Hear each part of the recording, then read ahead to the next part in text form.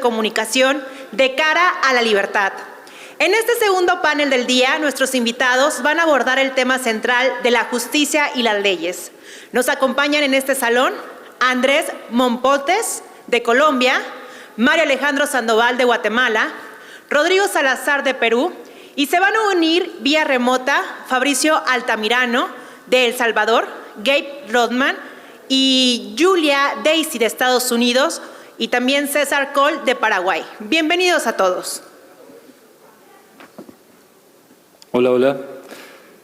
Bueno, buenas tardes a todos. Vamos a dar continuidad a la jornada donde analizamos la situación país por país, pero no con la lectura puntual de los informes que, como todos saben, ya están subidos al sitio web de la CIP, sino a partir de algunos ejes conceptuales que nos permiten ir viendo similitudes y diferencias sobre determinadas temáticas. En este caso, el tema es justicia acosadora y leyes inapropiadas. Y para eso, como decía recién la presentadora, nos acompañan aquí en el estrado Rodrigo Salazar por el Consejo de la Prensa Peruana, Mario Alejandro Sandoval por Guatemala y Andrés Mompotes por Colombia. No sé si ya tenemos el Zoom establecido, porque no lo vemos aquí. Ah, acá están. Hola, ¿cómo les va? ¿Cómo andan ustedes? Aquí encantado de acompañarlo vía Zoom. Bueno, igualmente para nosotros un gusto que nos puedan acompañar. Les decía, bueno, estamos abordando la temática de justicia acosadora y leyes inapropiadas. Si les parece, vamos a darle en primer lugar la participación a la colega de Estados Unidos. Discúlpame, no te ubico personalmente y tengo dos nombres de mujeres. Ah, no, vos sos Julia, ¿no es cierto? Sí. Perfecto. Julia, ¿quieres iniciar con la situación en Estados Unidos?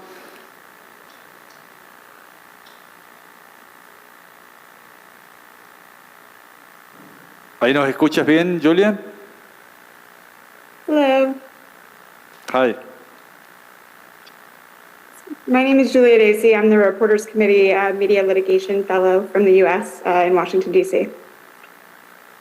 And my name is Gabe Rotman. I'm the Director of the Technology and Press Freedom Project at the Reporters Committee as well.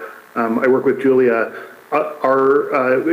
If you're asking us for a report on our findings in the United States, we're happy to do so.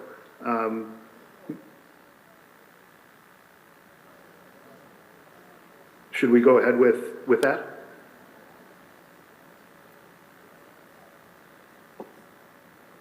Hola.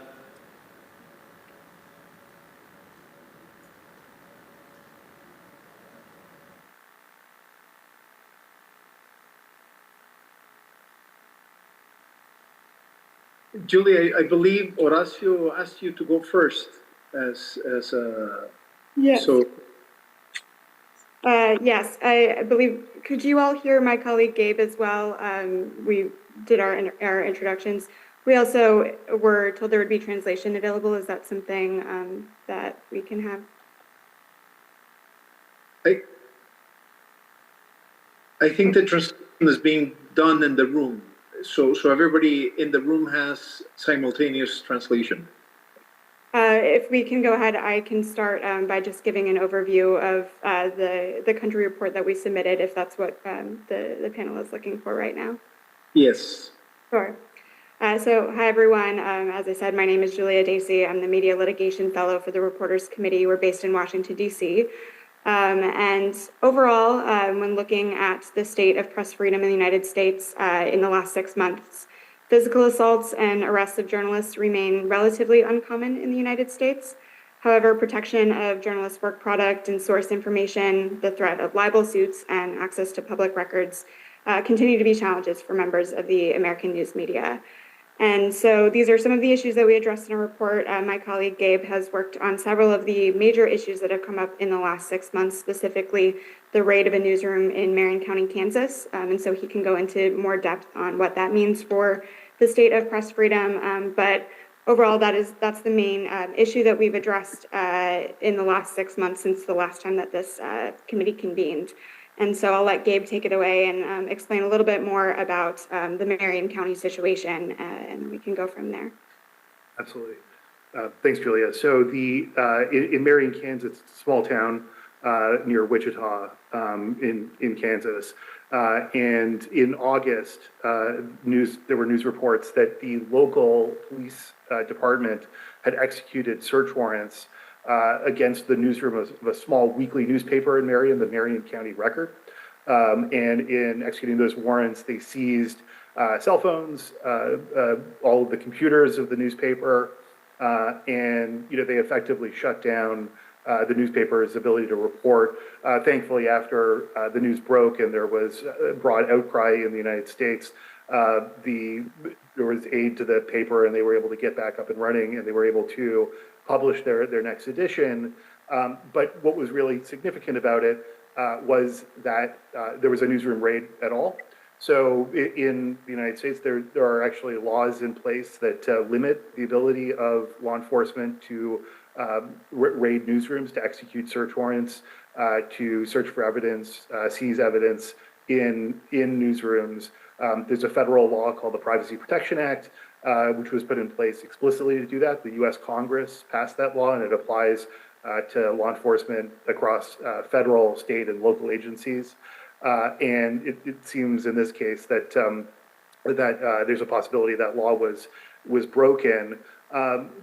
More than the legal side of it as well, there are certain norms in the United States that make these newsroom searches exceedingly rare.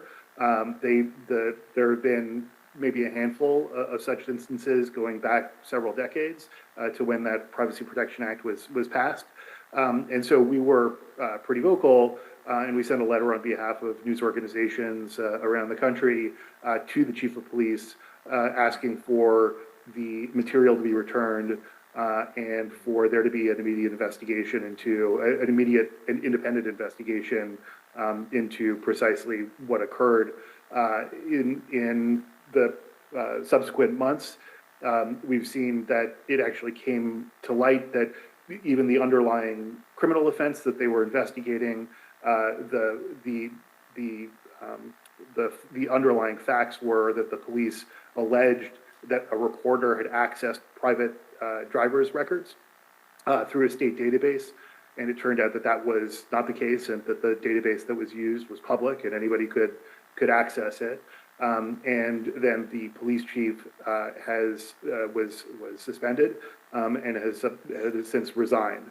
And we're still waiting to hear exactly what happened. There are investigations underway, but the fact that there was a small town weekly newspaper with a circulation of about 2,000, now about 4,000, that this story made such prominent national news, we think was a positive, that people are paying attention. But the fact that it happened is pretty significant. Is a pretty significant development over the past several months.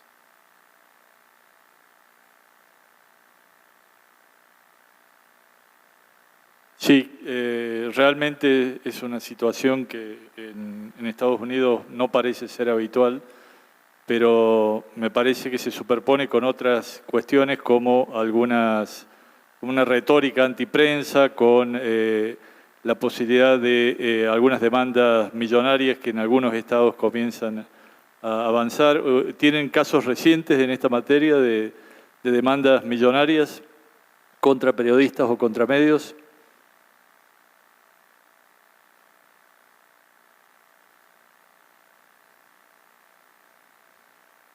¿Tienen ellos interpretación? Well, they're asking. I'll jump in. Do you have an instance of significant lawsuits against journalists or media outlets that you can report as of the last 6 months that might peril the journalists' lives and financial livelihoods as well as the media? Recent lawsuits, there are several that are ongoing that are pretty prominent. There is one in Wisconsin involving a small newspaper that reported on alleged comments by a member of the community at a city council meeting. And that lawsuit for defamation has been national news, in part because it has the potential to significantly financially harm the outlet. I believe it's the Waukesha Pilot, and so that has been one that we've been tracking. There are frequent defamation suits that have been ongoing, although that one in Wisconsin I would point to in particular as something that has been attracting notice. And that's to the media outlet itself as opposed to the journalist. Right. So It's a small outlet, so I believe it names the individual journalists and the publisher, but we're talking about a handful of employees. So it's a very small outlet, and one of the issues was it didn't have liability insurance, and so there have been crowdsourced support for it as the story is being covered in the news, but it is one that has been pretty prominent in the United States. And in your case, Julia, would you like to add something? Sure. I'll also just add that in July, a federal judge did dismiss Donald Trump's $475 million defamation lawsuit against CNN, which had to do with CNN's characterization of his claims that the election results were a big lie. And so that is just another instance of a lawsuit that in this case was dismissed in the last 6 months as well. Okay, good. Horacio? Sí, perfecto. Gracias, Fabricio, por actuar de intérprete. Lo que quisiera saber si el primer caso que mencionaron, el del allanamiento o la orden de registro, si lo ven como el comienzo de casos similares que pueden darse en otros estados, o si es un hecho aislado que podría ser condenado en este momento, pero no generar una alarma, una situación de alerta para el futuro. Gabe, Horacio is asking if the search incident of the newsroom that you mentioned, do you think it's something that might be seen? It's a precedent that might be followed throughout the United States, or it was a standalone case and you don't expect it to go beyond that?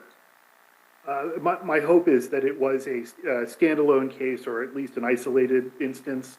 Again, there are laws in place both at the federal level, with respect to the federal government, for instance. The U.S. Department of Justice has policies in place that would effectively prevent what happened here with federal law enforcement agencies that are elements of the Department of Justice. And several states also have protections in place.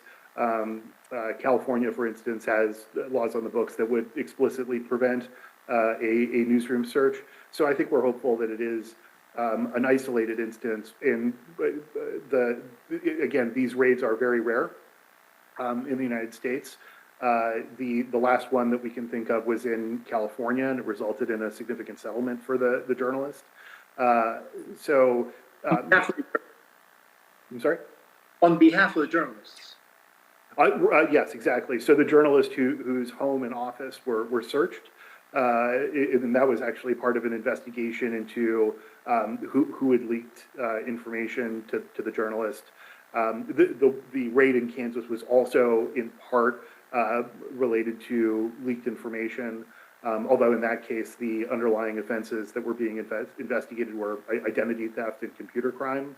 But in the case in California that I just mentioned, that resulted, the journalist challenged the action of law enforcement and received a significant monetary settlement.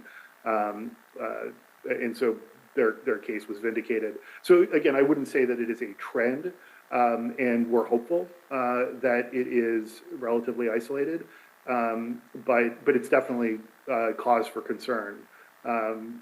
Also potentially cause for, it's certainly a positive that the entire journalistic community rallied behind this small newspaper. But again, it's to the extent that we see more of it, that's absolutely of great concern, but we're hopeful that it's isolated. Excellent. Bueno, muchas gracias a los colegas de Estados Unidos. Realmente la preocupación de ustedes la compartimos porque de algún modo eso luego va bajando hacia el resto del continente cuando en Estados Unidos se generan precedentes preocupantes como los que mencionan ustedes. Justamente te quería consultar a ti, Fabricio, por las demandas que hay en El Salvador, por el tipo de acoso judicial que se puede estar dando en tu país y cómo eso empieza a generar preocupación en las empresas periodísticas salvadoreñas. Claro, Horacio, gracias. Muy buenas. Perdón, me llamo Carlos, lo que pasa es que debe estar con la computadora de Horacio Ruiz. Sí, Carlos, disculpa, Carlos, sí, estás en la pantallita de Horacio. Exacto. Adelante. La pregunta es si lo debería hacer en inglés para que nos escuchen también y nos entiendan los colegas de Estados Unidos. Me imagino que hay traducción simultánea para los colegas ahí en México. Si puedo sugerir que lo hagamos en inglés, digo yo. Sí, no hay problema. So I'll do it in English so that our colleagues, Gabe and Julia, can listen since they don't have access to simultaneous translation. So Carlos is asking me about the state of press freedom and lawfare that is being waged against media, journalists, and media outlets in El Salvador. El Salvador, unfortunately, has been spiraling into a maelstrom, a deep well of the dismantling of all the support laws that sustain press freedom. And I'll go into 5 basic steps. The first one is the complete non-access to the media outlets which are independent and there to question the government narrative. So it's about 6 media outlets that can be considered independent media outlets, and they have a complete closure to the access of official press, official government figures. And the second is the systematic persecution of journalists who are part of these 6 media outlets, either through physical intimidation, certainly derogatory terms by public officials, and physical threats, which several in the report in El Salvador have been reported, where journalists doing their job on the field are detained, they are held for questioning, they are taken IDs, they are threatened in not so many words, but basically that they will be taken into jail. And we are living in El Salvador under a special, basically it's a martial law where all independent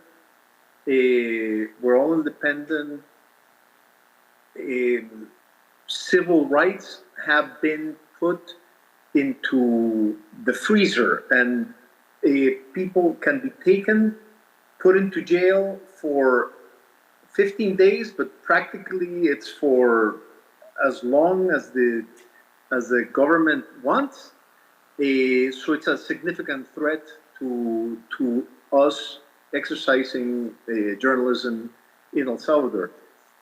And specifically, I want to mention that there has been a $10 million lawsuit, Carlos and colleagues, to the newspaper outlet El Diario de Hoy, to the newspaper itself, and to a journalist who published a story basically taking, and this is a point later on, taking a story of a newspaper, of a magazine, a news magazine in Mexico that we all admire, one of the most prestigious news magazines in the continent, which is Proceso magazine, basically linking a direct family member of one of the officials to a person who was convicted in the state of California for money laundering and ties to the Sinaloa cartel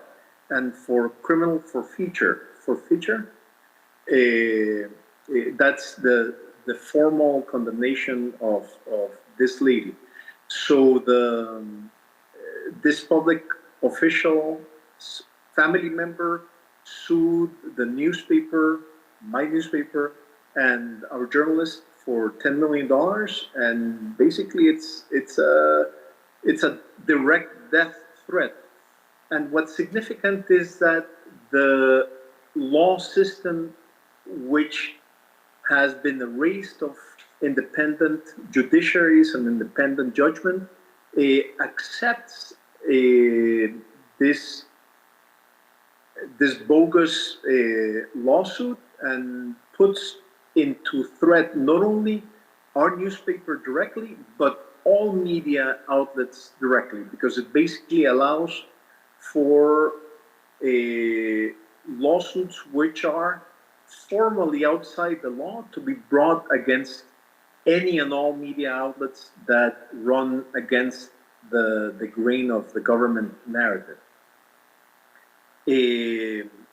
Besides that, there have been specific detentions. There was one colleague which was of a small community radio station who was taken into jail for several months.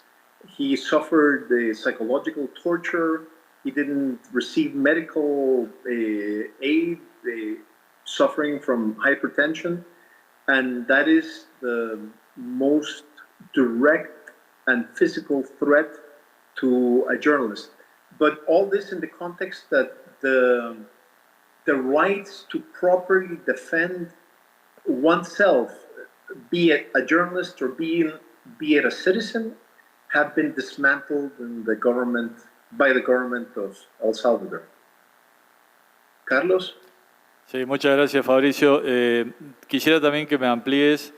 Entiendo que hay una noticia positiva dentro de este marco tan gris que planteas, que es la derogación de la llamada ley Mordaza, y tal como está expresado en el informe. Es correcto. There was a law which basically criminalized the publishing of information that was deemed beneficial to the gangs, which is a phenomenon which has really, it permeates the reality of all society in El Salvador, and because of which over 16 journalists had to flee the country, concerned that they would be brought to justice because of this law, which basically criminalized exercises of journalism which alluded to the activities of criminal gang members for up to 15 years in prison. And our report, the Vice Presidency report for this assembly underscores that after the visit of Brian Nichols from the State Department, the law was modified to take off this specific threat which criminalizes the mentioning in a very vague terms of criminal activities by gang members, use of images by the gang members, such as graffiti on the walls and whatnot. Nobody was directly brought to justice. I think the government measured that it was a law that really was threatening to underlying worldwide freedoms, and it was specifically removed from the law. The specific article in the law. Muchas gracias, Fabricio. Estuvimos tratando de solucionar el problema de interpretación, pero nos dicen que no es posible, así que te pido que le transmitas a los colegas nuestras disculpas y que están disculpados ellos también para, si quieren, porque vamos a tener que seguir en castellano con el resto de los colegas. Y no te quiero usar de intérprete. Gabe and Julia, Carlos apologizes that they couldn't coordinate the simultaneous translation for you two, and you're welcome to excuse yourself from the rest of the panel because it's going to be carried in Spanish. So if you apologize with my limited translation skills, I hope I've been of service to all. Oh, and thank you so much, Fabricio, for translating, and thanks so much to you all for hearing our perspective from the United States. Thank you all. Thank you, guys. Thank you, Julia. Bueno, vamos a continuar con el colega César de Paraguay para que nos cuente. También allí se vive una situación donde hay demandas de montos significativos que pueden poner en riesgo la continuidad de medios tradicionales de Paraguay. César, ¿nos puedes contar cómo está la situación hoy allí? Buenas tardes, Carlos. Buenas tardes a todos. Asimismo, como estás contando, Paraguay es uno de los pocos países que todavía mantiene la figura delictual, el delito tipo de los delitos contra el honor que afectan a las publicaciones periodísticas, aun cuando versen sobre hombres públicos, cuando versen sobre funcionarios públicos o sobre un tema de interés público o de relevancia social. Lamentablemente es un instrumento que utilizan políticos para amordazar la prensa en el sentido de presentar querellas cuantiosamente multimillonarias, buscando no solo una pena penitenciaria, sino también una pena de composición y multa que socave todo espíritu de búsqueda e investigación. En nuestro caso, el caso por ejemplo, del diario ABC Color, la directora, Natalia Zucolillo, en este momento está siendo objeto de 3 querellas de exfuncionarios públicos, 2 de una importante exfuncionaria pública, que fue la viceministra de Tributación, la persona que manejaba los tributos, los impuestos y demás recursos derivados que percibe el Estado, querelló por difamación, calumnias e injurias, porque se publicó que en su tiempo de ejercer dicho cargo fue beneficiada con un dudoso otorgamiento de ciertas tierras y que procedió al desalojo de unas personas de vida indigente que vivían alrededor en juicios, como es un interdicto, que sometido al análisis de cualquier jurista difícilmente iba a ser aceptado como que transcurrió en el debido proceso. Eso provocó que 2 querellas se instauraran. Si bien una de ellas, por suerte, se ganó, no se ganó otra relativa a la adquisición del sistema de informatización tributaria, donde se puso en dudas ciertas adjudicaciones. y en un proceso que duró aproximadamente desde el inicio de la apertura del juicio oral, duró 6 meses, la directora tuvo que ir durante 6 meses, 4 veces por semana aproximadamente, a sentarse al juicio oral y someterse media hora, 1 hora, y el juez alegremente decidía suspender porque tenía otras actividades cuando sabíamos bien que sus actividades era ir a buscar al hijo al colegio, por ejemplo.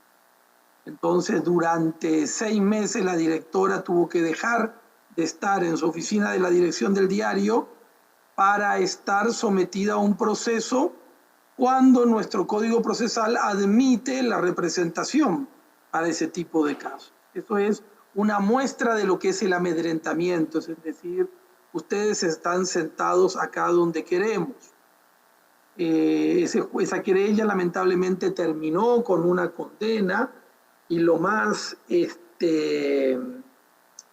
llamativo que a la hora de evaluar digamos, el daño patrimonial, el supuesto daño patrimonial, por ejemplo, el juez pidió los ingresos de la directora en sus otras actividades como accionista de sus otras empresas.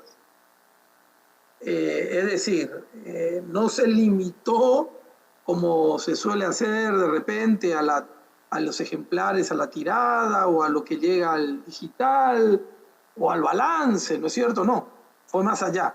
Y para establecer los parámetros, profundizó en los ingresos de la directora, pero en otras actividades como accionista, ¿no es cierto? Porque ya no tiene otra actividad profesional más que la de directora.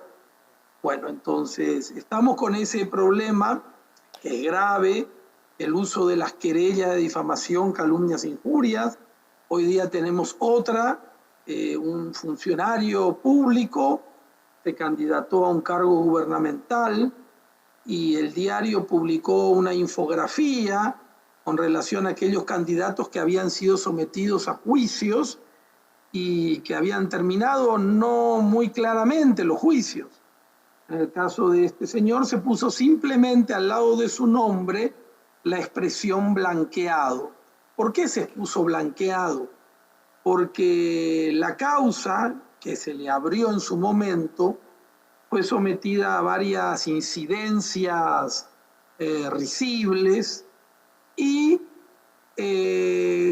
caducó, prescribió la causa. Llamativamente no se imputó a tiempo, se lo tuvo que sobreseer, pero no por haberse discutido el fondo de la cuestión, simplemente por haber transcurrido el tiempo. Entonces, en la jerga tribunalicia y en nuestro país a eso le solemos llamar, en un lenguaje vernáculo, blanqueo. Es decir, bueno, el tiempo lo blanqueó. Pues bien, eso supuestamente lo injurió y promueve la querella. Como vemos, ni siquiera los jueces analizan un análisis previo a la luz de los criterios de ponderación que la Corte Interamericana de Justicia de modo claro y preciso ha dado sobre las noticias de interés público, de relevancia social o que refieren a funcionarios públicos, y la querella se admite llamándose a juicio oral. Tenemos juicio oral ahora el 23, el martes 23, el jueves 23 tenemos inicio de juicio oral. Si bien César, el día lunes, una vez más, opondremos una excepción alegando los criterios de la Corte Interamericana y que a la luz del orden de prelación de las leyes y el artículo 13 de la Convención, seguimos y aceptamos y seguimos la línea de que ese tipo de delitos para informaciones como estas no es aplicable, la tipificación no se da, veremos qué ocurre. En el proceso anterior hemos promovido una acción de inconstitucionalidad tendiente a que la Corte declare que el proceso no podía continuar como consecuencia de que ese tipo de delitos no es aplicable a funcionarios públicos cuando se habla sobre todo de su función, pues bien, la Corte no dio trámite, rechazó la inconstitucionalidad, la rechazó in limine, es decir, no le dio trámite, no corrió traslado. César, simplemente. perdón, brevemente porque para darle espacio a los otros colegas. Sí, ¿Crees que tras el cambio de gobierno puede haber un cambio en esta tendencia a que persista este acoso judicial sobre periodistas y medios? Creo que va a continuar porque el gobierno simplemente va a decir que es cuestión del Poder Ejecutivo, no es cuestión del Poder Ejecutivo. Llamativamente, esta viceministra de Tributación fue ministra de Tributación cuando el actual presidente fue ministro de Hacienda. Es decir, que estaba por debajo de ella, ¿no? Claro, o sea que las expectativas no son favorables. No son favorables. Aparte, si bien cambian los nombres y cambian un poquito los rótulos, el partido sigue siendo el mismo, el partido del gobierno. Perfecto, gracias César. Me gustaría continuar contigo, Mario, para que nos cuentes la situación en Guatemala, donde sabemos, tenemos a nuestro colega José Rubén, detenido ya desde hace 1 año y medio casi, y se ha dispuesto un nuevo juicio, pero bueno, no sé cuál será el camino que seguirá ese enjuiciamiento, porque entiendo también que se le podrían agregar nuevos cargos, con lo cual podría agravarse aún la situación. Gracias, buenas tardes a todos. Yo creo que para explicar lo que está sucediendo en Guatemala, poner el ejemplo, el caso de José Rubén Zamora, ayuda a explicar y a darle un poco contexto. Rápidamente, José Rubén Zamora fue condenado a mediados de este año y en todo el periodo que tuvo para llevar su juicio, fue acusado de cargos de los que era acusado. El principal testigo era precisamente el lavador de dinero, digamos, ¿verdad? O sea, y estaba en libertad para poder acusar, mientras que él, si estando acusado, no podía llevar el juicio desde en libertad. Tuvo una cantidad de vejaciones, que algunas de ellas continúan, pero lo despertaban en la madrugada, no le daban agua, le tenía 1 hora al día para salir a recibir luz solar, pues básicamente como que fuera un delincuente de altísima peligrosidad, cosa que no, digamos, no es la misma categoría. Pues de la que la estaban acusando.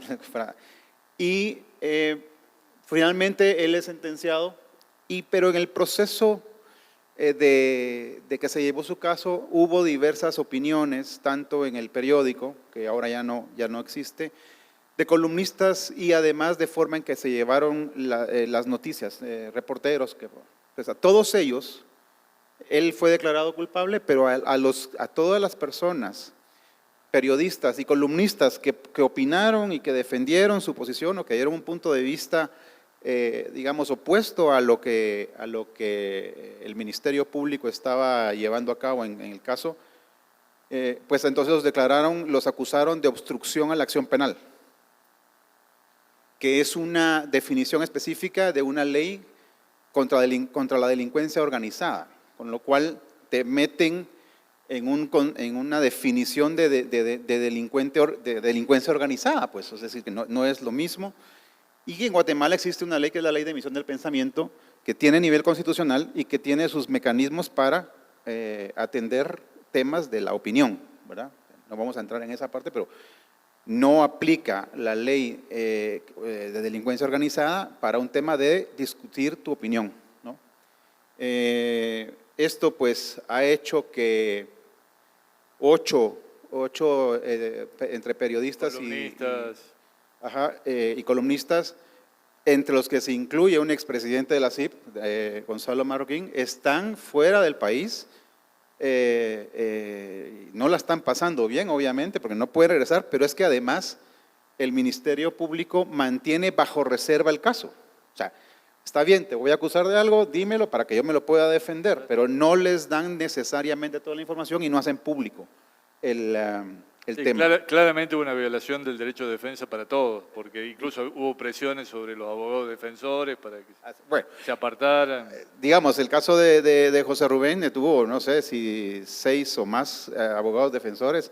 3 de los abogados están presos o con acciones penales en su contra también. 2 de ellos afirmaron aceptar la culpabilidad, aduciendo que sabían que esos juicios iban a ser eternos, y no solamente eternos, sino sin poder garantizar que se cumplieran los debidos procesos. ¿Y hay expectativas favorables para el nuevo juicio? O Una sala de apelaciones ordenó rehacer el juicio. Tiene fecha entiendo, para inicios de febrero. Y pues lo que nosotros… tras las elecciones. Sí, las elecciones ya fueron. Pues tras el cambio de gobierno, perdón. Sí, el cambio de gobierno es a mediados de enero, el 14 de enero, eso esperamos todos. Pero él es hasta en febrero su juicio, que, por cierto, la celeridad con la que han llevado estos juicios es poco normal en los tribunales de justicia de Guatemala. O sea, realmente fue muy rápido, y pues ojalá que ahora el juicio pues pueda cumplirse, pueda presentar sus pruebas él, pueda defenderse, y que también las personas y periodistas que están fuera puedan regresar y defenderse si es que aplica, o que simplemente no continúen esos casos, ¿verdad? Entonces, básicamente se están utilizando leyes que no están relacionadas con libertad de expresión y que fueron creadas para otros objetivos, para atacar a periodistas, o para limitar básicamente la libertad de expresión de la prensa, ¿verdad? Muchas gracias, Mario. Rodrigo, la situación en Perú se ha venido deteriorando luego de la renuncia del apartamiento de Castillo, la asunción de Dina Boluarte. ¿Cuál es la situación hoy en función de esto que estamos hablando, de materia legislativa, materia judicial y en el acoso en sí que padece el periodismo en Perú? Gracias. Sí, gracias, Carlos. A todos, buenas tardes, gracias por la atención. Sí, efectivamente, nosotros en el Consejo de la Prensa Peruana, desde que presentamos estos informes en el 2016, venimos diciendo que la libertad de expresión en el Perú ha empeorado, es decir, cada año sistemáticamente, ¿no? Coincide también con el inicio de la crisis política peruana. Desde el año, digamos, los últimos 6 años hemos tenido en el Perú 6 presidentes. Ya medimos el tiempo en el Perú no por años, sino por presidentes, casi, ¿no? Y desde, digamos, la salida, bueno, Pedro Castillo fue también un elemento nocivo, tóxico en el trabajo de la prensa, ¿cierto? Pero para responder a tu pregunta directamente, tú te refieres desde la entrada de Dina Boluarte al gobierno, y hay una confluencia de factores, ¿no? Tanto el Poder Ejecutivo como el Poder Legislativo, que son usualmente los primeros o los principales entes de agresión contra la prensa. Sufrimos un acelerado, severo proceso de degradación del Estado de Derecho, de la democracia en el Perú. De hecho, estamos en ese momento en el cual en cada semana podemos ver cómo empeora la democracia en el Perú, por una concertación autoritaria, congresal, de una mezcla de personajes, congresistas delincuenciales con nexos al crimen organizado, a la estafa, al lavado de activos. Es un Congreso avasallador con solamente el 10% de aprobación ciudadana, ¿no? ¿Y quién se interpone a esto? La prensa, por supuesto, ¿no? Somos un blanco continuo de ataque, ya no solamente por el Ejecutivo y el Congreso, sino también por el Ministerio Público, que exige la revelación de fuentes secretas de periodistas, de la Policía del Perú, que también exige la revelación de fuentes, que ya incluso este año, entre el año pasado y en nuestras protestas tan dramáticas y violentas en el Perú, la policía es responsable de 60 ataques a periodistas, casos, por supuesto, hoy impunes, ¿no? No hay investigación al respecto. La Municipalidad de Lima, los gobiernos regionales, jueces, fiscales, y unos grupetes ultraconservadores radicales que van a medios de comunicación, a casas de periodistas, a insultar, a hostigar, casi que semanalmente, lanzar basura, ¿no?, frente a los ojos de la policía. O sea, están los policías en las protestas como si fueran macetas, ¿no?, ahí por las puras. Reglajes del Ejército del Perú que hace seguimiento a periodistas, medios del Estado que son en realidad hoy día pues relacionistas públicos de la presidenta Dina Boluarte, querellas, 28 al año en promedio, destrucción de propiedad privada de periodistas. Hace poco en la región norteña de Piura hubo un caso que incendiaron el auto de un periodista. Leyes que intentan criminalizar el trabajo de la prensa. Hace poco el gobierno de Dina Boluarte intentó crear la figura de comunicadores como instigadores del delito de disturbios si cubríamos protestas, ¿no? Porque, por cierto, hay muchas protestas contra el gobierno de Dina Boluarte, ¿no? Un esquema que ya se aplica en Cuba desde hace muchos años, ¿no? Lo cual es preocupante. Sí. Curiosamente, el gobierno de Dina dijo que iba a ser respetuoso de la libertad de expresión y de prensa. Si bien tiene un tono menos dañino, verbal contra la prensa, a la hora de la hora sí se ve un ataque, ¿no? Hay un caso positivo, eso sí debo decir, en el Perú. En el año 88 el periodista Hugo Bustillos fue asesinado y luego su cuerpo dinamitado. Y este año el señor Daniel Urresti fue condenado a 12 años de prisión por asesinarlo. Daniel Urresti ha sido congresista, ha sido ministro del Interior, candidato a la presidencia del Perú. Entonces, un candidato a la presidencia del Perú que ha asesinado a un periodista, ¿no? En esencia, pues estamos en el Perú, los periodistas, totalmente desamparados. Perfecto. Nos queda la última intervención. ¿La podemos hacer ahora o vamos? Te pedimos entonces pasar para luego de que hagamos el acto que tenemos que programado para esta hora y luego continuamos. Gracias, Andrés. ¿Me escuchan bien?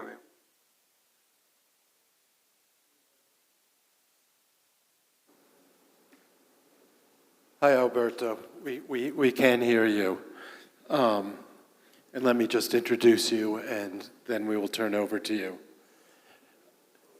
When we were conceiving the Great Friend of the Press Award, we indeed had in mind, even if we didn't say so, an award tailored to Alberto Ibargüen, who, as we know, is a philanthropist and a patron of the arts, who has always believed that without journalism and the media, there can be no human development, freedom of expression, common good, or democracy. How could we not call Alberto the great friend of the press? He has consistently demonstrated this in his work in various media he has managed, in our organization as president of the Committee Against Impunity, and especially since he took the reins of the Knight Foundation in 2005. Since then, this patron has had the responsibility and vision to assist in distributing more than $2.5 billion to promote the arts, education, science, and journalism. Inspired by the vision of his progenitors of the foundation, our colleagues James Knight and John Knight, who served as our president in 1952. Just a few months ago, under his leadership, the Knight Foundation committed $150 million to a journalism effort to strengthen local journalism and counteract news deserts in the United States. Many projects bear Alberto's signature, from the Knight's First Amendment Institute at Columbia University to the millions of dollars for journalism education programs. We at IAPA are grateful for and aware of his leadership. Your support has allowed us to combat impunity for crimes against journalists, helped us to investigate and care for the family of victims, enabled us to train journalists, conduct public awareness campaigns, and force states to create laws to protect journalists, to convict killers, and to administer justice more efficiently. I believe that the most outstanding achievement of this impunity project and its leadership is that it helped IAPA to put the issue of violence against journalists and impunity as a central issue on the international agenda. Alberto will retire at the end of this year and will be closing one of the most exceptional careers in journalism and philanthropy. Like his Knight Foundation predecessors, Alberto has championed that keeping a democracy healthy is dependent upon informed and engaged communities, which in itself is dependent upon the transformation and evolution of journalism. His support for the arts and culture, likewise, is based on his conviction that we must link people more closely to their communities, a task we all recognize because it's an intrinsic part of the mission of the excellent journalist and the responsible media. We would have to stay a whole hour to talk about Alberto, his achievements, his origins, his step through different boards, his leadership in media such as El Nuevo Herald and the Miami Herald, and how his work grew, always accompanied by our dear Susana, whom we also miss very much, until he landed at the Knight Foundation, where his charisma and energy exploded to help journalism from the other side of the street, and that would only scratch the surface. Like a good patron or benefactor, this great friend of the press has dedicated the last 2 decades to seeing how others could achieve their goals to build a better world. Alberto, thank you very much for accepting this award. We will always be grateful for your generosity and chivalry. Thank you. Bueno, gracias.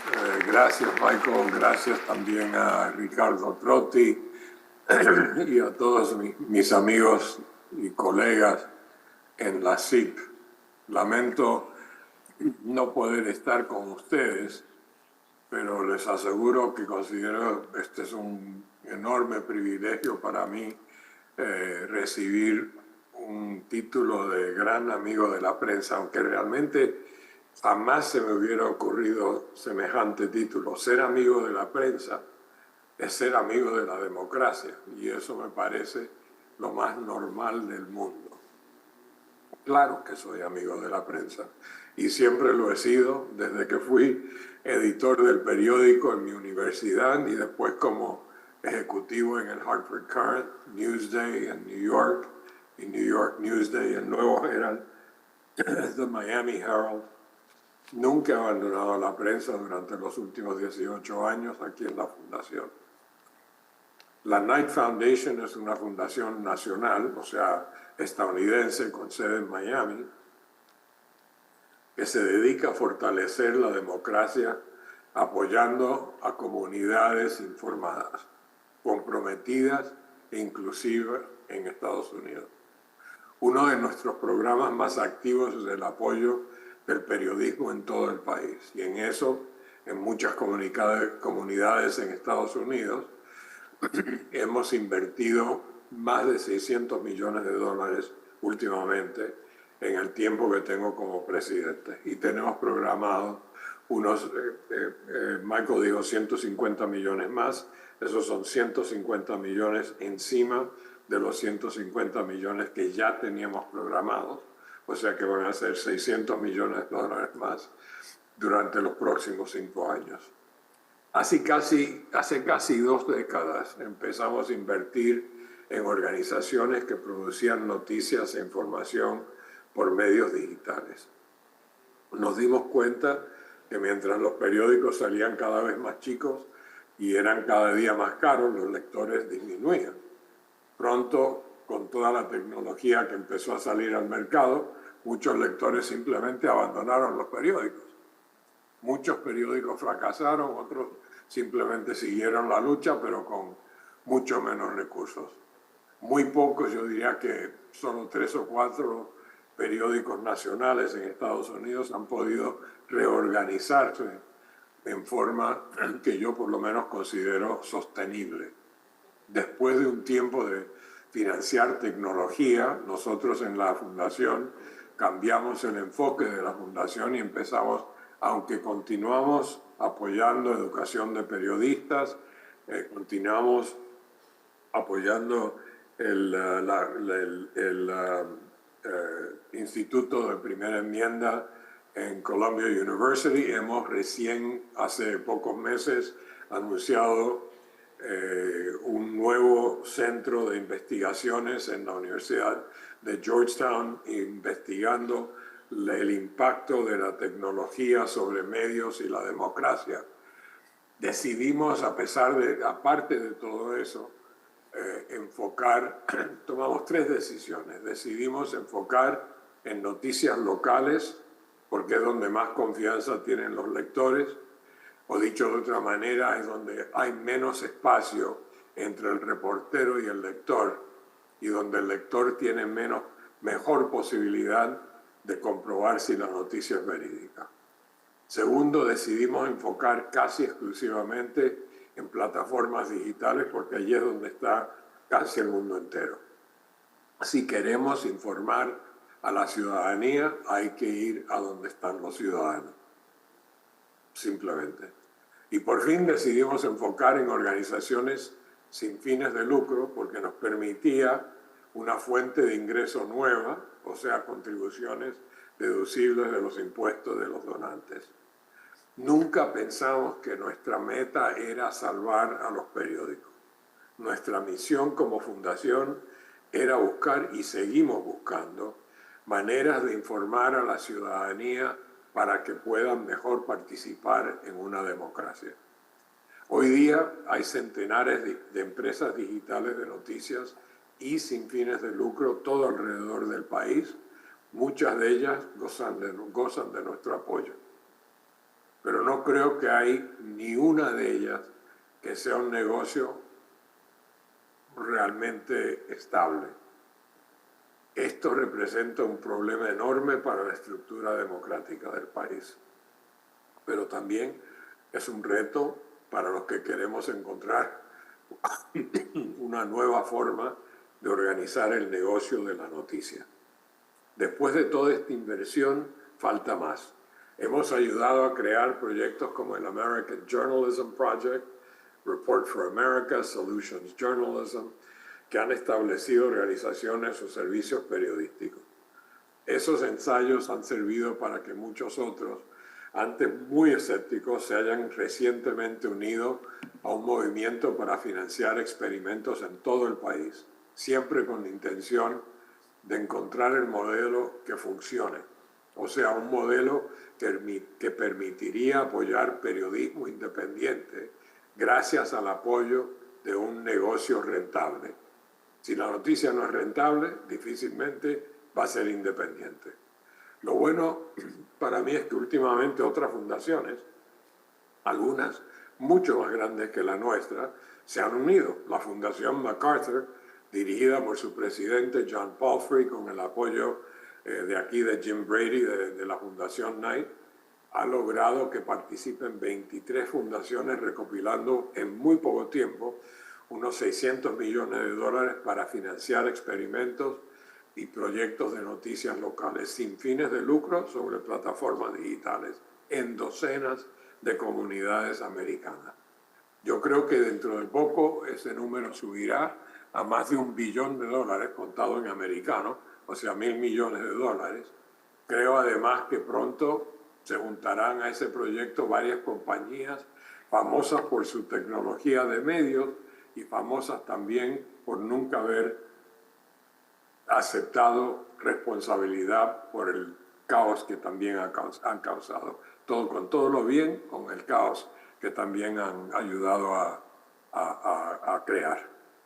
No sé qué impacto tendrá la inteligencia artificial, pero creo que todas estas organizaciones deben estar experimentando cómo usarla. Si no nosotros, ¿a quién le vamos a ceder el espacio?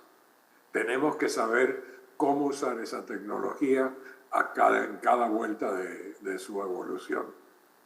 Les hablo hoy a punto de terminar mi mandato como presidente de la NAIP.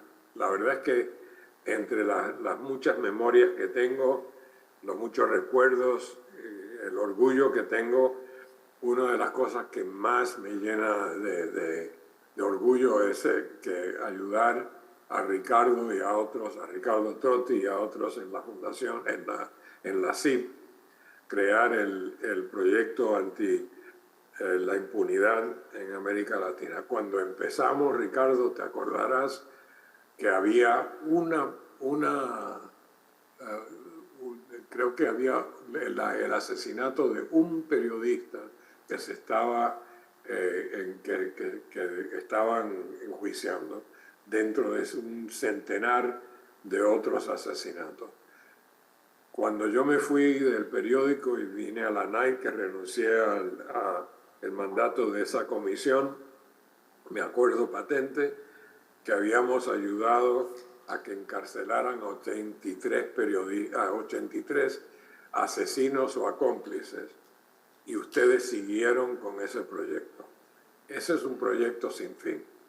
Las voces los poderes que quieren callar al periodismo independiente, nunca se van a callar, y por lo tanto nosotros nunca nos podemos quedar callados tampoco.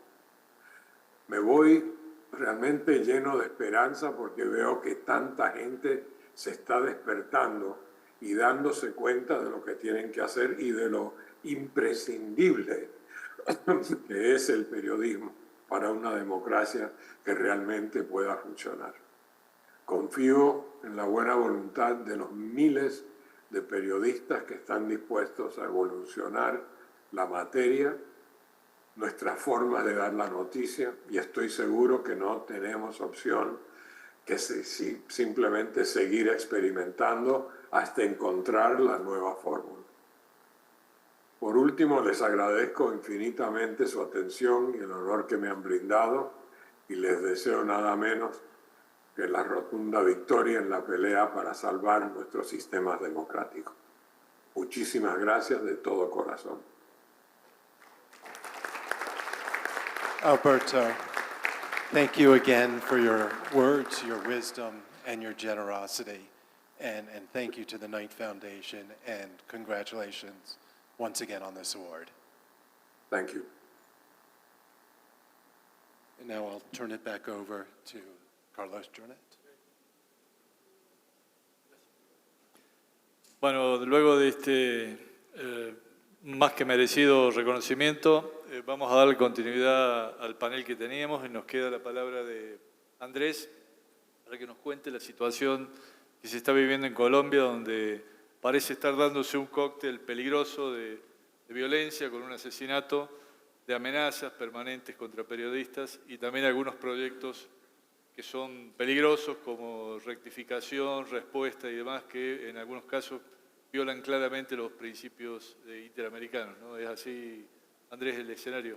Es así, es un escenario complejo, es un escenario que se ha venido degradando, que para el efecto de este panel, que tiene que ver con temas de justicia y de leyes inapropiadas, podríamos dividir en dos fases. La primera es que persiste la persecución, el acoso judicial a los periodistas por cuenta de utilización de mecanismos que están previstos en las leyes colombianas, pero que en poder de abogados, de aquellos que son investigados, denunciados, destapados, son mal usados y se convierten en una estrategia eficiente de amedrantar a quienes hacen las denuncias. Y eso genera efectos que van desde la preocupación por el oficio hasta temas psicológicos con los mismos periodistas. Yo creo que nos falta todavía profundizar más lo que implica el acoso judicial en la psiquis de un periodista cuando tiene que enfrentarse a la incertidumbre de cómo va a terminar un caso, más allá de que tenga respaldo y apoyo del medio de comunicación en una causa judicial. Esa sensación de estar pendiendo de un hilo por cuenta de un abogado que pretende tergiversar la realidad con herramientas judiciales, tiene efectos que se pueden equiparar a la violencia. El acoso judicial viene a ser una forma de violencia contra los periodistas. Eso por un lado, porque constatamos que esos casos se siguen presentando. En lo que tiene que ver con lo que mencionas, Carlos, con los proyectos de ley que están en este marco en el cual hay unas agresiones permanentes en el discurso contra la prensa, hoy podemos constatar en Colombia dos hechos. Uno, unos anuncios de la presentación de proyectos de ley, uno con claridad presentado como un mecanismo de control a los medios de comunicación. No se ha presentado oficialmente, pero así ha sido anunciado por los miembros de la bancada oficialista que pertenece al gobierno del presidente Gustavo Petro. Ellos han anunciado el proyecto al tal punto que lo han discutido de manera oficial, pero todavía no conocemos un texto previsto, reglamentado, que pueda dar un debate un poco más de profundidad, pero sí es un tema de preocupación. Ese tema está ahí casi como una amenaza sobre los medios de comunicación que hacen crítica, que hacen denuncia, que demuestran que ciertas políticas del gobierno no están por el camino correcto. Los que sí están en este momento haciendo trámite, hay uno de ellos, y aquí uno empieza a ver puntos de común con lo que pasa en otros países, como lo que pasa en Perú. Hay un proyecto de ley que tiene que ver con la protesta social. Pretende, fue radicado hace unas semanas, pretende darle más garantías a la protesta social que por obvias razones está permitida en Colombia. La protesta pacífica, como en todos nuestros países, es un derecho democrático. Pero en el argumento de darle más garantías a esa protesta social, se introduce un artículo que dice que los medios de comunicación están obligados a ejercer de una manera distinta, como lo conocemos hoy, el derecho a la réplica. ¿De qué manera?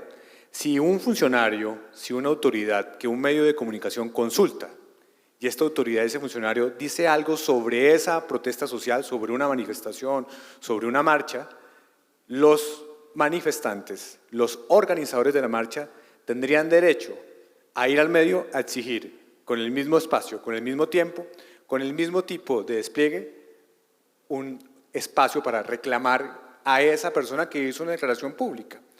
Se coarta inmediatamente toda la libertad de expresión, toda la libertad de prensa, el criterio periodístico de los medios, que siempre es balanceado, que siempre busca el equilibrio, y obliga a los medios a darle voz, sí o sí, por cada aparición de cada funcionario, de cada autoridad en ese escenario. Es algo que, si llegara a ser aprobado, obviamente la reglamentación no me la imagino, pero sería otro galimatías tratar de aterrizar ese proyecto de ley.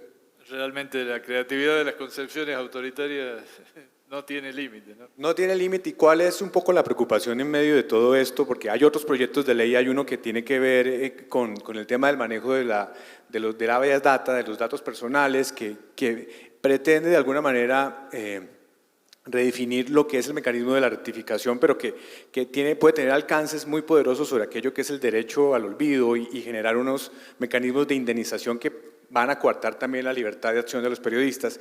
Pero todo esto, todo este mecanismo, estos proyectos que están andando, están conectados directamente a un discurso que tú lo acabas de mencionar, Carlos, tiene que ver con esa presentación a la sociedad de que los medios de comunicación son enemigos de un gobierno.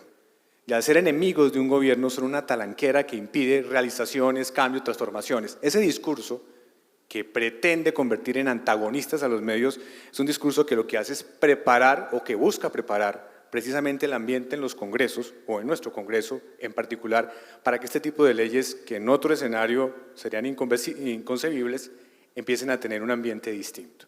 Ahí la sociedad tiene que estar muy alerta. No puede permitir que ese discurso desvíe realmente la atención sobre cuál es el papel de los medios, que no es ser amigo de un gobierno, es denunciar un gobierno, criticar un gobierno, informar sobre un gobierno, pero tampoco ser el enemigo del gobierno. O sea, los medios per se no son enemigos de ningún gobierno, son los depositarios de una responsabilidad social que deben cumplir. Ese es un problema que hay que tratar de abordar, Carlos. Perfecto. Bueno, disculpen por lo accidentado del panel y las interrupciones que hemos tenido, pero creo que de todos modos ha sido más que provechoso para conocer estas pulsiones autoritarias que se van dando en distintos países y con distintos formatos, pero que terminan confluyendo en una misma matriz. Gracias, Andrés Mompotes, gracias, Mario Sandoval, gracias, Rodrigo Salazar, y gracias también a los colegas que se sumaron por el Zoom. Me refiero concretamente a Fabricio Altamirano, Gabe Rothman y Julia Daisy desde Estados Unidos y César Cole desde Paraguay. Pasamos ahora al último de los paneles de este análisis de país por país.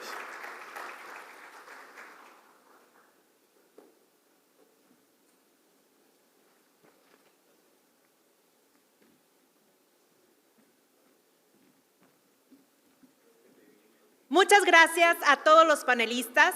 Ahora seguimos con el tercer panel, en el que nos planteamos una discusión muy interesante: libertad